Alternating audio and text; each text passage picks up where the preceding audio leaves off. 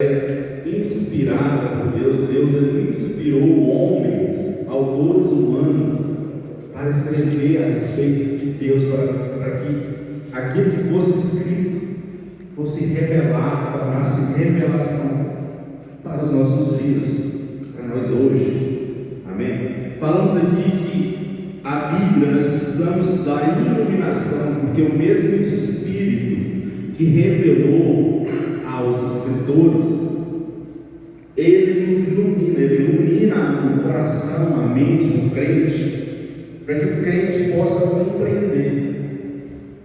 Por isso, as pessoas não crentes ou não crentes, quem não tem o Espírito Santo tem tanta dificuldade para compreender a Bíblia, porque a Bíblia ela não é um livro histórico, simplesmente um livro histórico como qualquer outro. Então, nós falamos aqui, né, que a Bíblia é um livro divino humano. Como a Bíblia possui duas naturezas, assim como Cristo é totalmente homem, totalmente Deus, foi totalmente homem, totalmente Deus, possui dupla natureza. A Bíblia também ela tem essa dupla natureza. Amém? Então nós falamos aqui no primeiro encontro a respeito dessas questões. Falamos que a Bíblia ela é a inerrante palavra de Deus. Isso significa dizer que a Bíblia não tem erros, não tem falha, não falha. A Bíblia ela explica a própria Bíblia, por mais que tenha alguns textos que são de difícil entendimento, nós não negamos essa questão. Falamos a respeito das traduções, que nós precisamos entender que os autógrafos ou os textos originais nós não temos mais. O que nós temos hoje são as cópias. Então, desse processo de cópia surgem as traduções. E a Bíblia não foi escrita, precisamos entender isso, né? Não foi escrita na nossa língua hoje. A Bíblia foi escrita, em três línguas que nem existe mais, né? Que é o Novo Testamento, é o grego, e o antigo, o hebraico e o aramaico. São línguas que deixaram de existir. Então, quando vai fazer essa tradução dos originais para os nossos dias, para o português, é um desafio para os tradutores.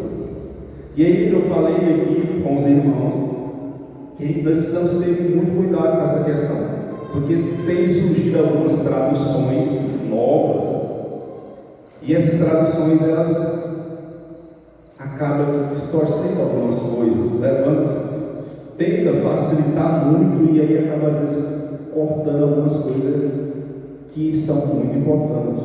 Então as traduções mais antigas aí, King James, Almeida, são traduções mais confiáveis, digamos assim.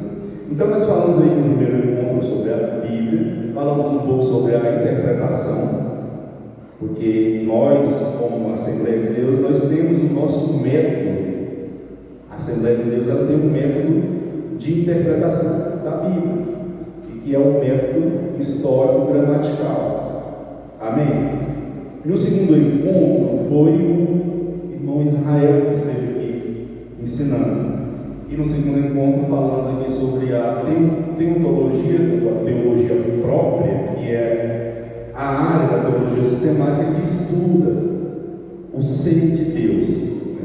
E ele esteve falando aqui sobre a existência de Deus, sobre os atributos de Deus, os atributos comunicáveis, os atributos incomunicáveis de Deus.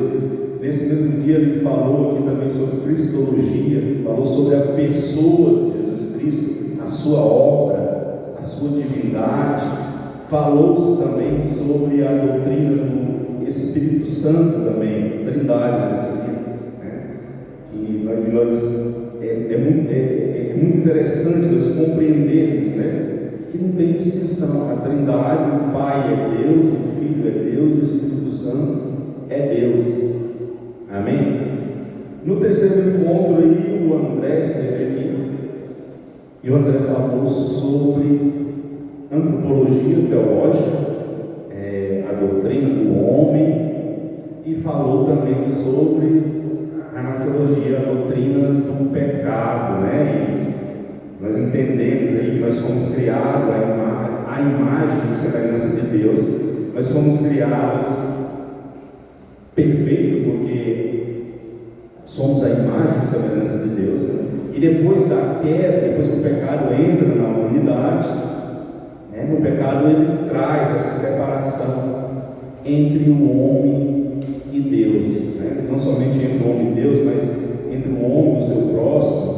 Então foram abordados todos esses temas aí. Depois a Ana Paula esteve aí falando sobre salvação, soteriologia e eclesiologia. Soteriologia, a doutrina da salvação; eclesiologia, a doutrina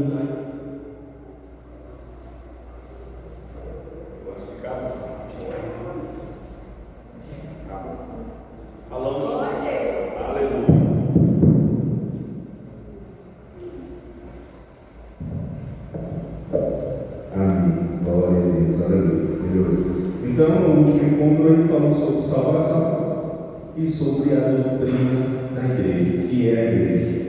E para concluir, nós vamos falar nessa noite sobre a escatologia bíblica. E o que é a escatologia, irmão? A palavra escatologia, ela deriva de dois termos, né? Escatos, que é últimas coisas, e logia, que é estudo. Então, escatologia é o estudo das últimas coisas, dos últimos acontecimentos.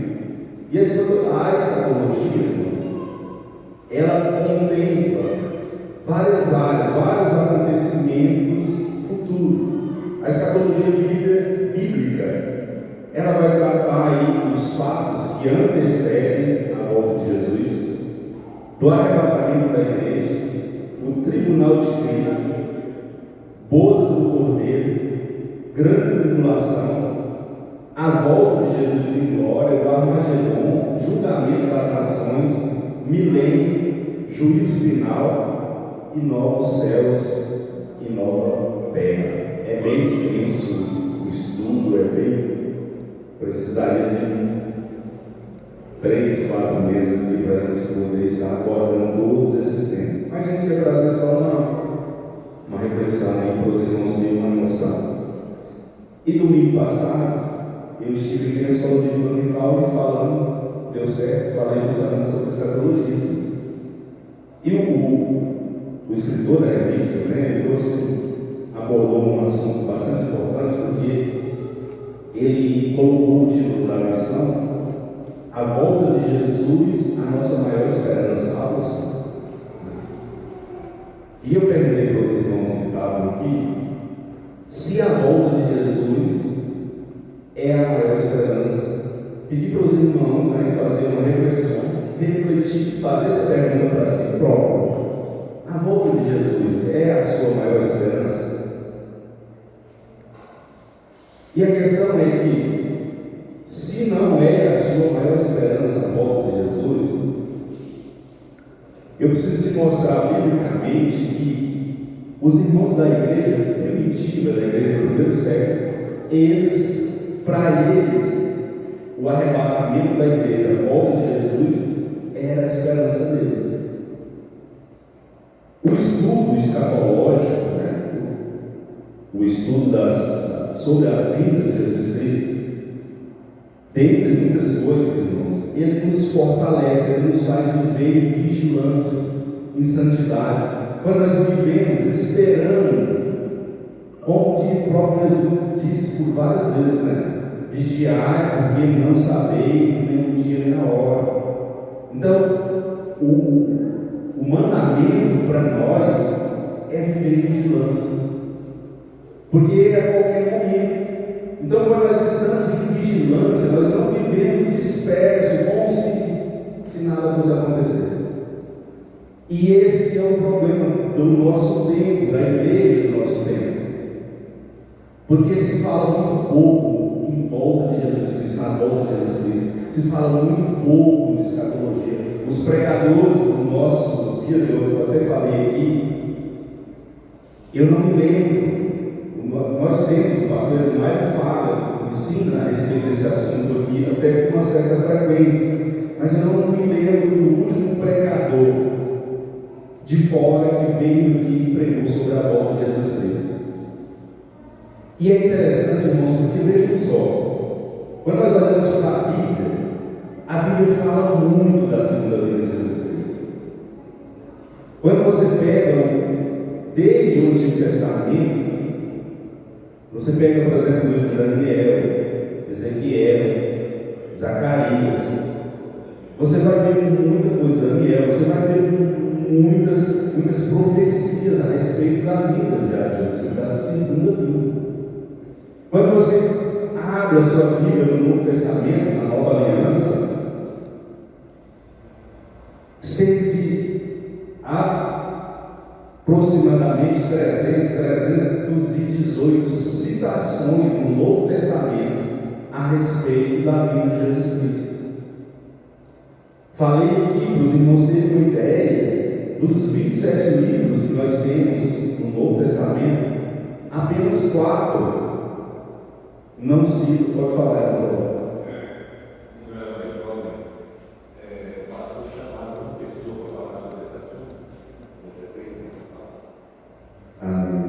Eu gosto de conversar com o Paulo, com outros irmãos aí. É muito bom a gente conversar com os irmãos que congregou e tem tempo aí de igreja, tem história para contar. E quando você conversa com eles, uma coisa que fica evidente é eles tinham esse senso de urgência de que Jesus estava voltando para aqueles dias. Não é verdade, irmão Paulo? É o assunto do pregado, do ensinar, do falar. Então, como eu estava dizendo, no Novo Testamento, 27 livros, somente 4 não falam sobre a vida de Jesus Cristo. Somente a carta aos Gálatas, 2ª e 3ª de João, e a carta a Filemão. As demais todas fazem citação da vida de Jesus Cristo. Quando nós estudamos a história da igreja do primeiro século, da igreja apostólica, fica muito claro, irmãos, que os crentes daquele tempo, eles já viviam com essa expectativa, eles já esperavam pela volta de Jesus. Amém? Então, assim, olha só, o porquê que a nossa geração tem perdido. Por que esse assunto tem se tornado tão chato às vezes? Porque, irmãos, tem gente que é crente, congrega, faz parte da igreja, mas nem acredita mais nessa promessa. O apóstolo Pedro, escrevendo, ele vai dizer que no final dos tempos iriam se escarnecer da vida de Jesus Cristo. Nós estamos vivendo justamente esse tempo de pessoas que escarnecem dessa promessa.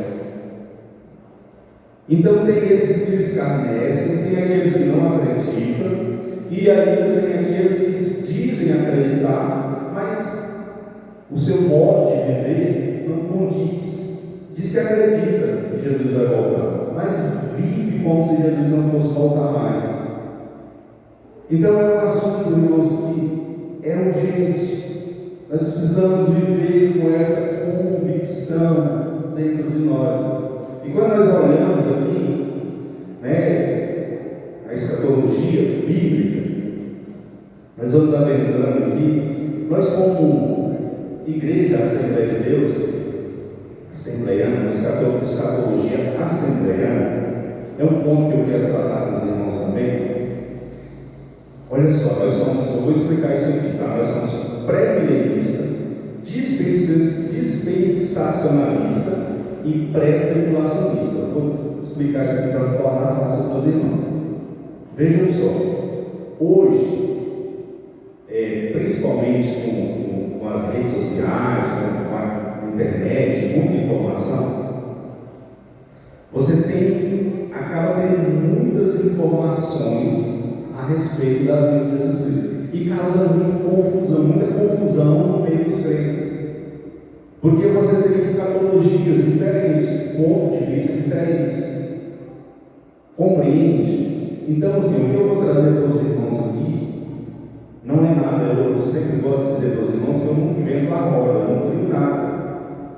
O que eu vou trazer para os irmãos aqui é simplesmente aquilo que a Assembleia de Deus adota quando se trata de escatologia. Amém? Então, o que é o pré-milenista? O que significa dizer que nós somos pré-milenistas? Mas é a crença de que Jesus ele vai arrebatar a igreja antes do milênio. Jesus volta antes do milênio. E o que significa, irmão Cleiton, dizer que nós somos dispensacionalistas? O dispensacionalismo, irmãos, é a crença de que Deus ele se revela de maneira específica, né? Por períodos. Quando você pega, por exemplo, os irmãos vão compreender, essa crença acredita que nós temos 7 dispensações. A primeira dispensação é a dispensação da inocência, que começa lá na criação e termina no pecado, na queda. É a primeira dispensação. A segunda é a dispensação da consciência, é o período da consciência, que vai da queda ao dilúvio, e aí sucessivamente. A dispensação do governo humano, que vai de Noé até a Torre de Babel, a dispensação da promessa, que vai de Abraão a Moisés, a dispensação da lei, que vai de Moisés a Jesus Cristo, e a dispensação que nós estamos vivendo agora. Qual que é a dispensação da graça? Nós estamos vivendo o tempo da graça. Então isso vai ser dispensa, a palavra trava mesmo o tempo todo, mas é dispensacionalista e pré-tribulacionista. O que é o pré-tribulacionista? Pré-tribulacionista é a crença de que Jesus arrebatará a igreja antes da grande tribulação. E aqui, quando você entra na internet, você vê muitos debates nessa questão aqui, porque existem pelo menos 3 correntes escatológicas que são bem conhecidas aí. Você tem pré-tribulacionismo, que a Assembleia de Deus adota, que é essa crença que Jesus vai arrebatar a igreja antes da grande tribulação. Você tem o MIT, o meso-tribulacionista, eles acreditam que Jesus vai arrebatar a igreja no meio da grande tribulação. E tem também o pós-tribulacionista. Eles acreditam que a igreja vai passar pela grande tribulação. Então, irmãos, já é um assunto extenso, já é um assunto complexo. E aí fica mais difícil ainda, porque se você não souber, por exemplo, você vai assistir um vídeo de um determinado pastor, ele é pós-tribulacionista, portanto vai te ensinar de uma maneira. Aí você vem e pega o pastor assembleiano, ele é pré, vai te ensinar de outra maneira. Compreende? Então, irmãos, por isso é importante nós conhecermos essas coisas, conhecermos os nossos pressupostos. Tem homens de Deus, eu considero homens de Deus. Por exemplo, os irmãos pensam muito em a igreja. O que são, para ficar mais claro para os irmãos? Os pós-tribulacionistas, que é uma escatologia muito forte, uma corrente muito forte. A igreja presbiteriana e a batista tradicional, grande parte da batista tradicional, todos eles são pós-tribulacionistas. Então, por exemplo, aqui eu tenho muitos irmãos aqui, o pastor Hernandes Dias Lopes, ele é uma bênção, prega no nosso congresso de jovem, todo ano, eu gosto muito de um filho, mas ele é pós-tribulacionista. Ele crê que a igreja vai passar pela grande tribulação, certo? É uma heresia, eu não vejo como uma heresia. Ainda assim, nós vamos ver aqui, vamos para frente, que os irmãos vão compreender. Não é eu que estou dizendo isso aqui mais uma vez, irmãos. Eu não tem capacidade para criar um sistema escatológico. Eu só estou replicando aqui. Nós temos bons teólogos pentecostal, assembleiano, né, que ensinam também a respeito do pré-tribulacionismo. Então, assim, no meu ponto de vista, nós vamos ver que o pré-tribulacionismo, ele é o sistema que mais se encaixa com o texto, com as profecias bíblicas. Amém? Eu acho que os outros têm um pouco de dificuldade para se encaixar. E nós vamos ver aqui. Vamos começar aqui com o pré-tribulacionismo, que é a nossa crença. Eu peço para o irmão colocar aí 1 Tessalonicenses, capítulo 4, versos 16 e 17. Olha só o que Paulo escreve. Paulo vai dizer assim: olha, porque o mesmo Senhor descerá do céu com alarido, com voz de arcanjo e com trombeta de Deus, e os que morreram em Cristo ressuscitarão primeiro. Depois nós, os que ficarmos vivos, seremos arrebatados juntamente com Ele nas nuvens, a encontrar o Senhor nos ares, e assim estaremos para sempre com o Senhor. Amém? Então Paulo ele escreve aqui para os irmãos da igreja de Tessalonicenses, e para nós também, porque toda a palavra é inspirada por Deus e serve para todo crente em todos os lugares. Então ele vai dizer, e ele escreve para fortalecer a fé dos crentes daquela igreja, porque eles estavam vivendo um período de perseguição, um período de dificuldade, e eles estavam questionando a Paulo a respeito dos entes deles que estavam morrendo pelas perseguições daquele tempo. Então